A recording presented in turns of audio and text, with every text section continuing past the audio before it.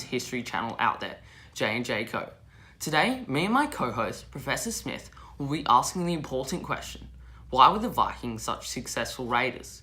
This question has been highly debated, but tonight we bring you the answer. Let's now cross to Professor Smith to give us the answer. The first success of the Viking we are going to address is their weaponry. The Viking were predominantly axemen, wielding their massive axes with destructive precision and power. The Vikings portrayed on TV are deceptive, as in reality, the Vikings didn't have horned helmets or double-sided axes. The Viking axes were mainly sharp pieces of iron mounted on long wooden poles. How about the legendary Viking longships? Are they a myth too? The Viking longships were mostly definitely real and one of the main reasons of their success. The Viking longships were extremely strong, maneuverable, and much more advanced than other societies' ships at the time. The main reason why the Vikings' longships were successful was the newly invented keel. The keel was a lengthwise timber structure along the base of the ship, supporting the framework of the whole ship. In some longships, it extended downwards as a ridge to increase stability.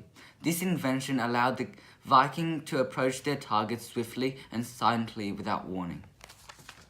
Isn't the historic siege on Paris an iconic example of the longship's speed and maneuverability?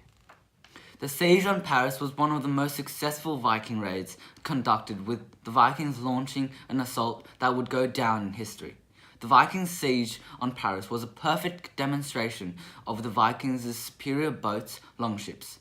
The longships allowed the Vikings to sail up to Paris under the cover of night, displaying the longship's speed and maneuverability. The Vikings, after approaching the city, defeated nearly half of Paris's army.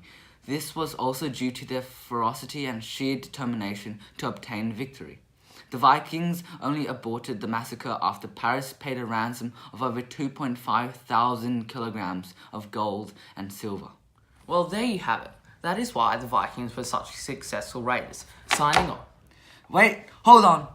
There are many other reasons why the Vikings were successful raiders. The culture and strategies also played a key role in the Vikings' success.